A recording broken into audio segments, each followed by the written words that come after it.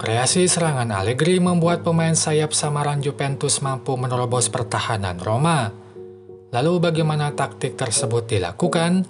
Dan bagaimana juga taktik tersebut menopang kemenangan Juventus? Temukan semua jawabannya di video ini. Allegri tetap gunakan formasi 3-5-2. Hanya saja sejumlah perubahan pemain dilakukan. Di belakang trio bek tengah dilengkapi Gatti, sementara di tengah wingback kanan diisi Weah. Untuk lini depan kini Vlahovic main sejak awal diduetkan dengan Yildiz. Yang patut diingat adalah posisi Gatti, McKennie, dan Rabiot karena akan dibahas lebih lanjut nanti. Mourinho masih memakai formasi 3-5-2. Hanya ada satu perubahan pemain yaitu masuknya Dybala di lini depan. Selebihnya line up awal saat lawan Napoli masih dipertahankan. Yang patut diingat adalah posisi Bove, Christensen, dan Jalowski karena akan dibahas lebih lanjut nanti.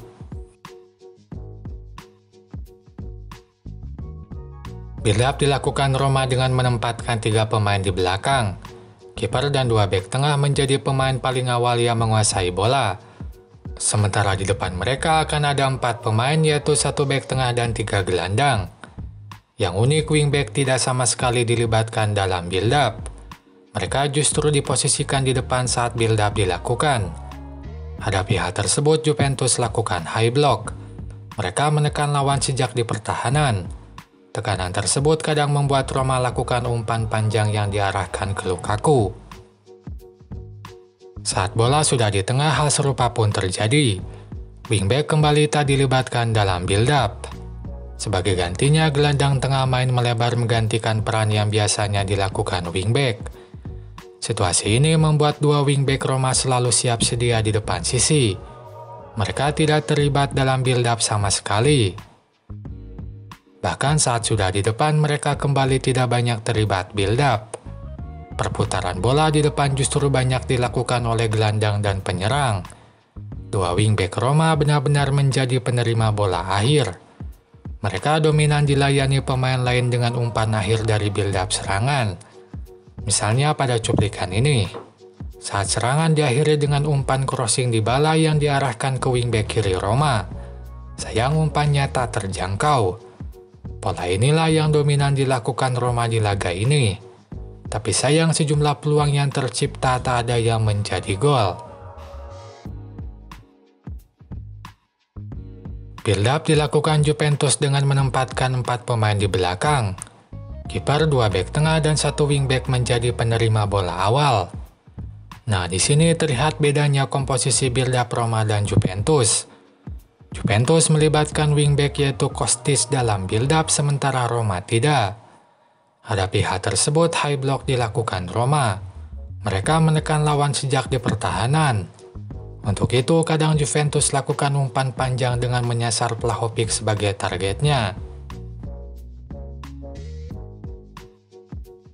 Sementara saat sudah di tengah, 3 bek tengah ditempatkan di belakang. Beda dengan Roma, Juventus kembali libatkan wingback dalam build-up. Tampak Weah main lebih dalam untuk menerima bola di tengah. Situasi tersebut membuat wingback lawan mengikutinya dan ruang kosong terbentuk di sisi kanan. Ruang kosong ini yang kadang disusupi McKennie. Lebih jelasnya pada cuplikan ini. Weah main lebih dalam dan membuat sisi kanan kosong tanpa penjagaan. McKennie pun masuk ke ruang tersebut dan serangan berbahaya terjadi. Selain itu, kadang gelandang dan wingback ini bertukar posisi. Di kanan itu dilakukan McKennie dan Weah, sementara di kiri dilakukan Rabiot dan Kostic. Misalnya pada cuplikan ini. Tampak McKennie ada di sisi kanan dan Weah di tengah. Itu membuat yang membuka ruang McKennie dan Weah yang menyusupi ruang kosong. Hanya saja di babak pertama, Juventus sangat dominan lakukan serangan dari kanan. Sehingga pertukaran Rabiot dan Kostic sangat jarang terlihat. Tapi di babak kedua, serangan mulai dilakukan dari kiri. Sehingga kombinasi Rabiot dan Kostic terlihat. Misalnya pada proses gol Juventus. Rabiot mengisi posisi wingback kiri setelah mengumpankan bola ke Kostic. Maka saat Kostic mampu membawa bola ke depan dan bola bisa diterima Vlahovic, umpan bek Vlahovic ke sisi kiri diterima Rabiot. Gol pun mampu dicetak Rabiot.